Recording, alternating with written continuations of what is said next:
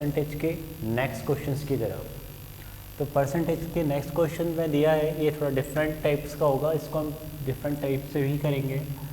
Salary of a person is first increased by 20%, then it is decreased by 20%, then the percentage change in his salary. Question में कहा गया है, एक व्यक्ति है, पहले उसकी जो सैलरी है, उसकी जो आय है वो 20% बढ़ा दी गई है, बढ़ गई है, फिर 20% घट गई है। तो वो ये कह रहे हैं कि टोटल सैलरी में कितना प्रतिशत का चेंज हुआ, मतलब कितना परसेंट का चेंजेस हुआ है। चलिए समझते हैं इसको। देखिए, मैं इसको शॉर्टकट तरीके से ही करें, आप 100 लेके एक्स ना लेके, तो आप ये माने कि उस पर्सन की पहले सैलरी कितनी होगी, 100। कितनी होगी, 100। अब 20% का इंक्रीमेंट हुआ तो कितनी हो जाएगी, 120। अब सैलरी कितनी होगी, 120। अब ये इंक्रीमेंट हुआ, अब आगे सैलरी 20% डिक्रीज हो रही है, या इसको हम प्लस करके समझ लें, अब यहाँ पे माइनस हो रही है। तो इसका मतलब ये नहीं कि वापस आप 20 कम कर देंगे तो 100 हो जाएगा। देखिए, प्रतिशत में ऐसा नहीं होता है। आप क्या करेंगे, यहाँ पे 120 पे 80/100 करेंगे, ये होगा। अब ये 120 भी कैसे आया है, 120 भी इस प्रकार से आया है कि 100 × 120 अपॉन आपने 100 करा है, तो ये 100 कट गया है, तो ये 120 आया। अब 20% घट गई है, तो आप 80/100 करेंगे, तो वहाँ पे जाके आपको कहानी क्लियर होगी।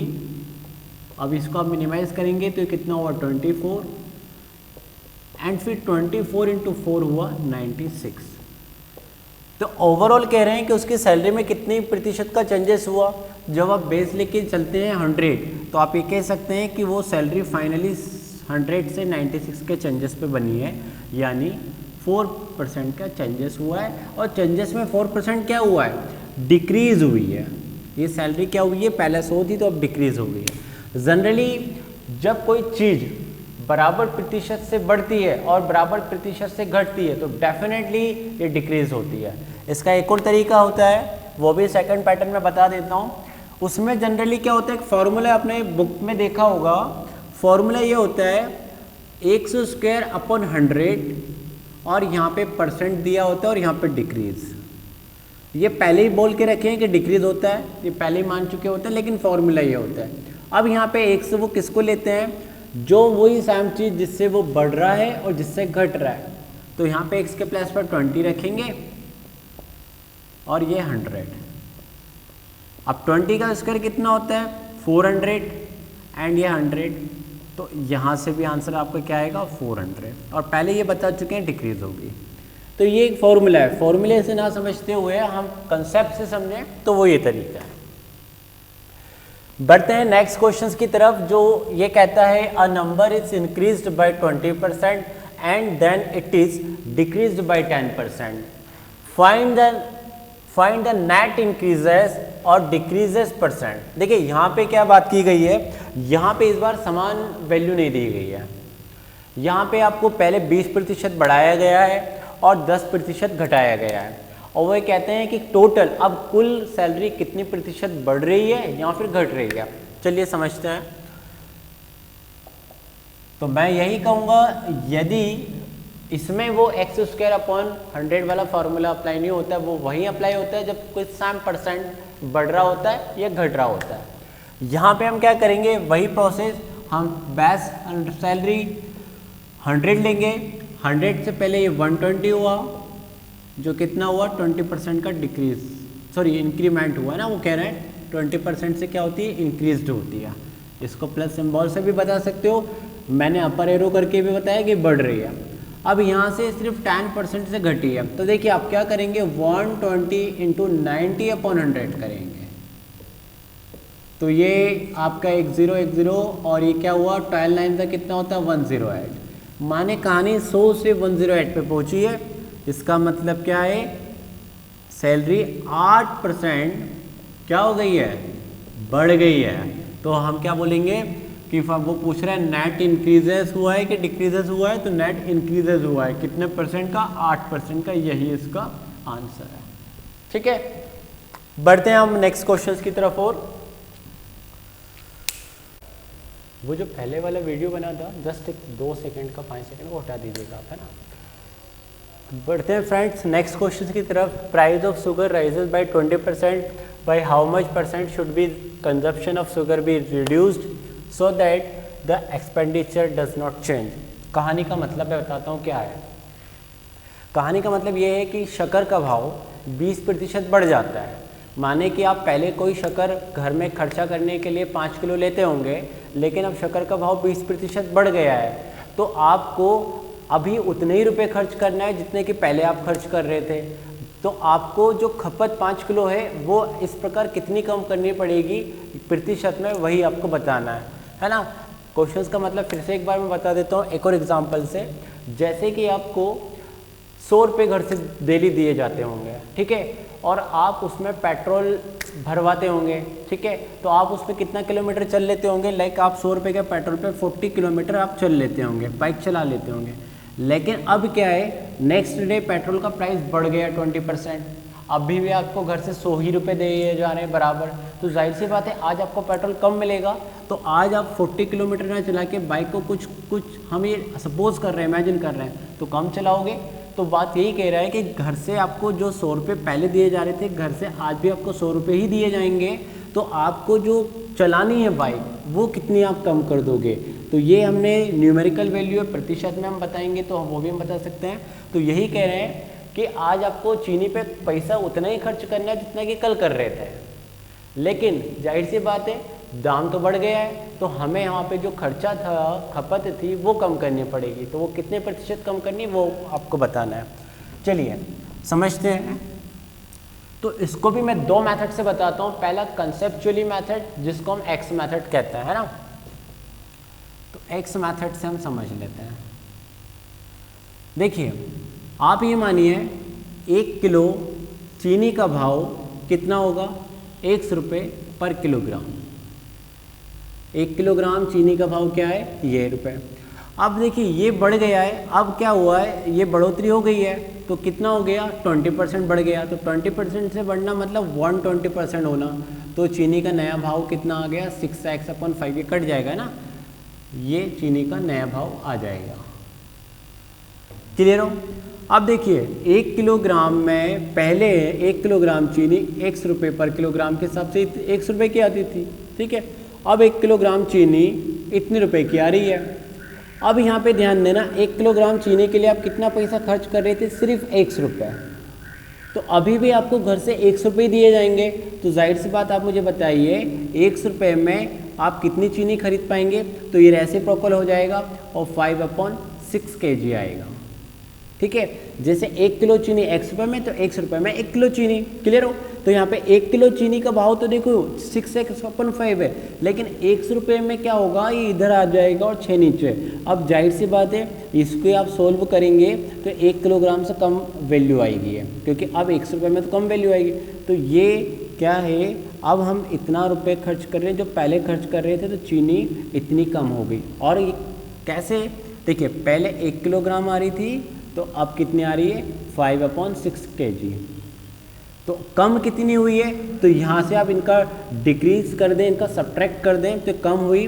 और किससे कम हुई है, कम किससे हुई है, इस वाले भाव से, ठीक है। तो आपको क्या करना होगा, मतलब भाव जो इसमें है उससे आपको पता लगाना है कि कम किससे हुई है। तो और यहाँ पे परसेंटेज आप बता सकते हैं। तो देखिए यहाँ पे थोड़ा सा रफ कर दूंगा मैं। तो यहाँ पे 1 kg सी पहले आप यूज़ कर रहे थे और अब आपको यूज़ करनी पड़ रही है 5/6 kg। तो यहाँ पे कितना आया, जब आप सॉल्व करेंगे तो 1/6 kg आएगा। क्लियर हो, कितना आएगा, 1/6। और ये कैसे आएगा वो भी मैं बता देता हूँ। देखिए ध्यान दीजिए, एलसीएम लेंगे, यहाँ पे 6 इधर जाएगा, 5 इधर है, तो 1/6 kg। अब जब हम परसेंटेज निकालते हैं तो कम कितनी हुई वो लिखेंगे ऊपर, यानी डिक्रीज कितनी और किससे कम हुई, किससे कम हुई वो हम लिखेंगे। तो शुरू में जो हम 1 किलो ले रहे थे उसी से कम हुई, तो शुरू वाली वैल्यू को यहाँ पे लिखेंगे इंटू 100। और यहाँ पे क्या होगा, कितनी कम हुई, 1/6। जब आप इस कैलकुलेशंस को सॉल्व करते हैं तो 6 नीचे आता है और ये आंसर आ जाएगा आपका 3 आएगा यहाँ पे, और यहाँ पे 50, जो कि कितना होता है 16 2/3%।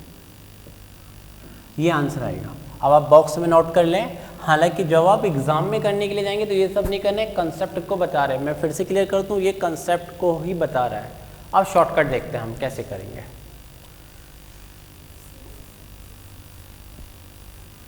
तो शॉर्टकट में सिर्फ 2 लाइन का खेल है। और कैसे है जरा देखिए। हम ये मानते हैं पहले 100 रुपये था चीनी का भाव, तो अब कितना हो गया 120। मिनिमाइज करते हैं, मतलब मिनिमाइज मतलब रेशियो में बनाते हैं, तो ये 5 हो गया और ये 6 हो गया। मतलब पहले 5 यूनिट होगा, 5 रुपये होगा, तो अब 6 रुपये हो गया। यदि हम ऐसे जा रहे हैं, इस तरफ से हम बात कर रहे हैं, तो ये प्राइस को बता रहा है।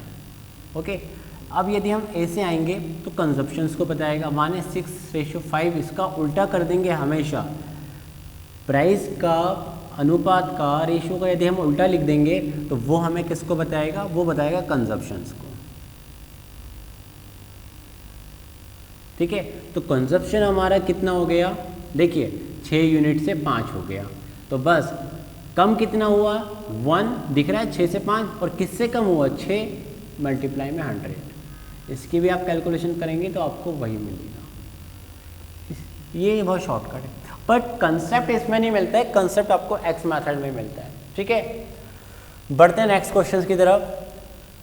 नेक्स्ट क्वेश्चन में दिया गया है the government reduce the price of sugar by 10% by this consumer can buy 6.2 kg more than sugar for 837 rupees. The reduce price per kg of sugar is.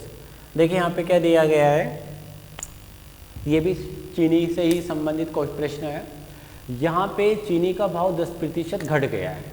Clear हो, यहाँ पे चीनी का भाव 10% घट गया है, गवर्नमेंट ने घटा दिया है। तो ऐसा होने पर क्या होता है, ग्राहक ने क्या करा, एक ग्राहक जो पहले 837 रुपये में कोई शक्कर घर पे लेके आता होगा इस वाले रुपए में, तो अब क्या भाव घटने से इतने रुपए में 6.2 kg शक्कर और ज़्यादा लेकर आ गया। भाव कम हुआ तो एक्स्ट्रा में ये और लेके आया। तो वो यही पूछ रहे हैं कि the reduced price per kg of sugar, यानी जो प्राइस कम हो गया है वो कितने रुपए पर किलोग्राम प्राइस है। ठीक है, चलिए समझते हैं क्वेश्चंस को। इसको भी 2 मेथड से समझ लेंगे। पहले वही एक्स मेथड, जिसको हम बेसिक कंसेप्चुअल मेथड बोलते हैं। देखिए पहले हम ये मान लेते हैं फर्स्ट टाइम, मतलब पहले इनिशियली शुगर का प्राइस कितना होगा, x रुपये पर किलोग्राम। कितना होगा, इतना होगा। अब गवर्नमेंट के अकॉर्डिंग गवर्नमेंट ने शुगर का प्राइस कितना कम कर दिया, 20% से नहीं 10% से कम कर दिया। तो कितना हो जाएगा 90/100, जो कितना हो जाएगा 9x/10। क्लियर हो। अब एक चीज़ बेसिक सा कंसेप्ट, यदि आपको ना समझ में आए, मैं डायरेक्ट तो लिख दूंगा, और मैं लिख भी दूंगा तो आप शायद समझ नहीं पाओगे। यदि मैं आपसे कहूँ कि 5 रुपये, या मैं एक और तरीके से बताऊँ आपको, 1 किलोग्राम का प्राइस, ये सपोज करना है, सपोज कर रहा हूँ 20 रुपये है। क्लियर हो, ये सपोज है ना, लेट सपोज हम समझ रहे हैं कोई चीज़ को, एग्जाम्पल लेके। वापस हम कंटिन्यू आएंगे उसी क्वेश्चंस पे, लेकिन सपोज करके बताओ।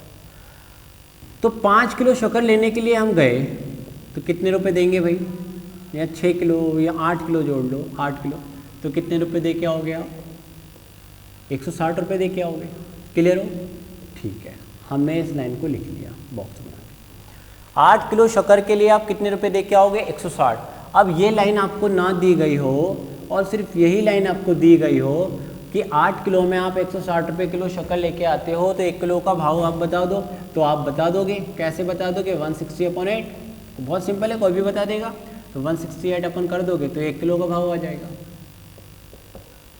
क्लियर हो, ये तो क्लियर हो। अब ध्यान दो, यहाँ पे आपको ये ना दिए और आपको ये बोला जाए कि 160 रुपये में आप शक्कर लेकर आए हो, 160 रुपये आपने खर्च किए हो, और शक्कर का भाव 20 रुपये पर किलोग्राम हो। क्या क्या पूछा जाए आपसे कि आपने 160 रुपये खर्च कर दिए, जबकि शक्कर का भाव 20 रुपये प्रति किलोग्राम था, तो आप कितनी शक्कर लेकर आए। तो कितनी शक्कर लेके आए, यदि क्वांटिटी की बात करेंगे, क्वांटिटी पूछ रहे हैं वो, तो आप क्या करेंगे, कुल पैसा कितना खर्च किया 160, और प्रति किलोग्राम शक्कर का भाव कितना था उससे हम डिवाइड कर देंगे, तो शक्कर की क्वांटिटी आ जाएगी। क्लियर हो? ये कंसेप्ट यहाँ इसलिए इम्पोर्टेंट रखता है कि हम कुल पैसा यहाँ पे 837 रुपये खर्च कर रहे हैं, तो हमने यहाँ पे लिखा। अच्छा, नया भाव क्या है, नया भाव देखिए टोटल रुपए में हम भाव से डिवाइड करते हैं, तो हमें क्या पता चलता है, क्वांटिटी। तो टोटल रुपए में हमने नए भाव से डिवाइड करा, तो ये चीज़ क्या बताएगी, ये क्वांटिटी को। ओके, माइनस 837 में हमने पुराने वाले भाव को डिवाइड करा, तो ये भी क्वांटिटी को बताएगी। अब अकॉर्डिंग टू क्वेश्चंस भाव गिर गया है, तो नई क्वांटिटी पुरानी क्वांटिटी का अंतर कितना निकलना चाहिए, 6.2 kg, क्योंकि क्या भाव गिर गया तो जो नई क्वांटिटी वो ज़्यादा होगी पुरानी क्वांटिटी से, और कितनी ज़्यादा निकल कर आप एक्स्ट्रा लेके आ रहे हो, 6.2 kg, तो वो यहाँ पे इक्वल में रखोगे आप। अब इसको सॉल्व करते हैं तो 837 अपॉन x कॉमन निकल आएगा। क्लियर हो? अंदर ये 10 फिर ऊपर चला जाएगा, तो अंदर क्या बचेगा, 10/9, और ये पूरा आपने बाहर ले लिया, तो -1 = 6.2 kg। इसको सॉल्व करेंगे तो 9 कर जाएगा, 1/9 बचेगा। ठीक है, ये रफ कर रहा हूँ, फॉर एग्जांपल समझाया था, मैं यहाँ पे आगे बढ़ता हूँ। तो देखिए यहाँ पे क्या होगा, 837 अपॉन x इंटू 1/9 = 6.2 kg। तो x की वैल्यू क्या आ जाएगी, 837 अपॉन 6.2 इंटू 9, ये x की वैल्यू आ जाएगी। अब क्वेश्चंस यदि आपसे कहता है कि वो जो दाम गवर्नमेंट ने घटाया नहीं है, कम नहीं करा, पुराना ओरिजिनल दाम बताओ, तो वो ये कैलकुलेशन है, और गवर्नमेंट ने दाम को कम कर दिया है 10% से, तो वो दाम आपका ये रहेगा। माने कि फिर आपको किसकी वैल्यू निकालनी, 9x/10 की। ठीक है, तो x की अभी ये x की जो वैल्यू आएगी वो कौन सी तो वैल्यू आएगी, पुरानी वैल्यू जो गवर्नमेंट ने घटाया नहीं है। और यदि आप यहाँ पे ऐसा कर देते हैं, इसको आप वापस से 10% रिड्यूस करके ऐसा कर देते हैं, तो 9 फिर कट जाएगा आपका, और अब 10 बेस पे जो आएगी वो आपकी घटी हुई वैल्यू आएगी। तो आप इसको सॉल्व करें, तो सॉल्व करते हैं हम अभी पुराने वाली कैलकुलेशन से सॉल्व कर सकते हैं, नई वाली कैलकुलेशन से सॉल्व कर सकते हैं, लेकिन हमसे उन्होंने देखिए हमसे कौन सा प्राइस पूछा है, द रिड्यूस्ड प्राइस पर केजी ऑफ शुगर। तो हम डायरेक्ट है ना वही प्राइस निकालें जो को हमसे पूछा गया है। तो हम यहाँ पे क्या कर देते हैं, इस ओरिजिनल प्राइस में ये कर देते हैं, तो हमारे पास में न्यू प्राइस जो हो गया वो आएगा। अब ये कैलकुलेशंस करनी है, तो कैलकुलेशंस कैसे करते हैं ये आपको पता होगा। देखिए पॉइंट हटाएंगे तो 0 हट जाता है, ये तो पता ही होगा आपको, क्योंकि यहाँ पे पॉइंट और वहाँ पे 10 था, तो हट जाएगा। फिर अब देखिए डिवाइड करना है, तो डिवाइड किससे होगा ये आपको सोचना पड़ेगा। यहाँ पे 837/62 है, तो कैसे डिवाइड होगा। देखिए आपके माइंड में एक चीज़ आनी चाहिए कि 62 31 को 2 टाइम्स पढ़ते हैं तभी 62 आता है। इसका मतलब ऊपरी वाली चीज़ जो होगी 837 31 से कहीं ना कहीं मिनिमाइज हो जाएगी। तो देखते हैं 837 31 से कैसे मिनिमाइज होता है। तो आप 1 टाइम्स पढ़ते हैं, 2 टाइम्स पढ़ते हैं, तो देखिए कितना आएगा, 62 आएगा। फिर यहाँ पे कितना बचा आपका 2। क्लियर हो। अब यहाँ पे आपने 7 उतारा, तो आप 31 इंटू, मेरे ख्याल से आप 7 टाइम्स पढ़ेंगे तो शायद आपको ये मिल ही जाना चाहिए। पढ़ के देख लेते हैं 7, और ये देखिए मिल गया। मैंने कहा था कि ऐसे ही कुछ कहानी बनी हुई होती है, वो ऑलरेडी बना के सेट करके रखते हैं कहानी को। 217 आपको मिल गया, यानी 31 का टेबल आपने 27 टाइम्स पढ़ा, तो ये ऊपर वाला कटा और ये नीचे वाला 2 बार में कटा। ठीक है, अब 27/2 है, इसको आप काट दीजिए, कितना आएगा 13.5, और ये इसका आंसर आएगा जो कि घट गया है। तो ये आंसर है। ठीक है फ्रेंड्स, चलिए इस क्वेश्चन में दिया गया है the price of an article was first increase by 10% and then again by 20%. If the last increase price by 33 rupees, the original price was पूछा गया है। देखिए क्वेश्चन में दिया गया है किसी वस्तु की कीमत पहले 10% बढ़ा दी है, ठीक है, उसके बाद में फिर 20% बढ़ा दी है। अब ये कहते हैं कि जब अंतिम कीमत वस्तु का 33 रुपये है तो शुरुआत कीमत क्या थी जब बढ़ा रहे थे हम, उसके पहले की शुरुआत कीमत क्या है। चलिए समझते हैं क्वेश्चंस को। तो अब हमने इतनी शॉर्टकट मेथड बता दी कि मैं अब आपको डायरेक्ट ही बताऊंगा। आप ये मानिए कि ओरिजिनल बेस यूनिट आप 100 लिए हो, यानी ये वस्तु का आर्टिकल का प्राइस है बेस, पहले 10% बढ़ा 110 हुआ, यहाँ पे मैं लिख देता हूँ 10% से बढ़ा रहे हैं हम। अब यहाँ पे आपने फिर क्या करा, इसको 20% से फिर बढ़ा रहे हैं आप, ठीक है। तो अब देखिए, अब ऐसी कैलकुलेशन में आप इस तरह से जमा दीजिए, जो क्या हो जाएगा 6/5, और ये 5 से कट जाएगा, कितने टाइम्स कटेगा 5 से, 26 टाइम्स, सॉरी 22 टाइम्स, और इन दोनों का मल्टीप्लाई कर लीजिए तो कितना होगा 132। क्लियर हो, कितना आ रहा है 132 रुपीज़ अब आ रही है। यदि मैं 100 रुपये की कोई चीज़ मानता हूँ तो वो घटते बढ़ाते बढ़ाते 132 रुपये हो जाती है।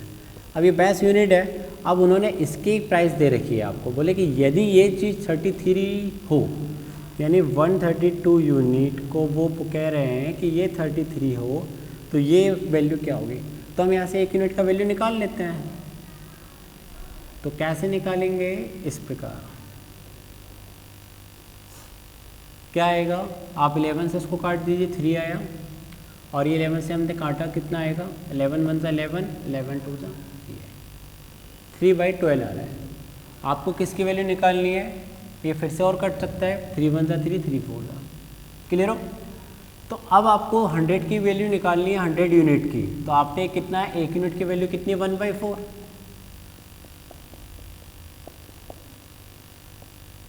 ये आया। तो आंसर कितना हुआ 25 रुपीज़, और लाखी का कीमत तो उन्होंने दे रखा था 25 रुपये को, माने कि वो बढ़ा रहे थे, पहले 10% बढ़ा दिया, फिर 20% बढ़ा दिया, और दिन 33 रुपये बन गया। तो ये क्वेश्चंस का आंसर है, बड़ा सिंपल सा था। बढ़ते हैं नेक्स्ट क्वेश्चंस की तरफ। नेक्स्ट क्वेश्चंस में दिया है,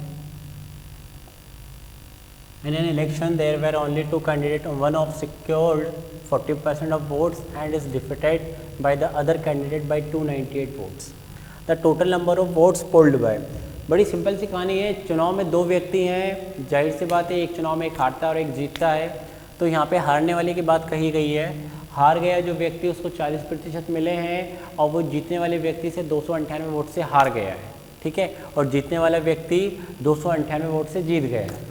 तो देखिए हम समझ लेते हैं कि 2 कैंडिडेट है, एक ए है और एक बी है। देखिए एक विनर होगा, एक हारा होगा। यदि ये हार गया तो ये जीत गया होगा। तो हारने वाले का परसेंटेज दिया है 40%, और जीतने वाले का जाहिर सी बात है इसको 40% मिलेगा, तो इसको कितना मिलेगा 60%, ठीक है। उन्होंने कहा है कि जीता हुआ व्यक्ति या हारा हुआ व्यक्ति 298 वोट से हारता है, तो अंतर बीच में यही रहा होगा, ठीक है भाई, अंतर यही रहा होगा। ये जीतने वाले व्यक्ति हारने वाले व्यक्ति से 298 वोट ज़्यादा लेके आए, बात दोनों तरफ से कह लो।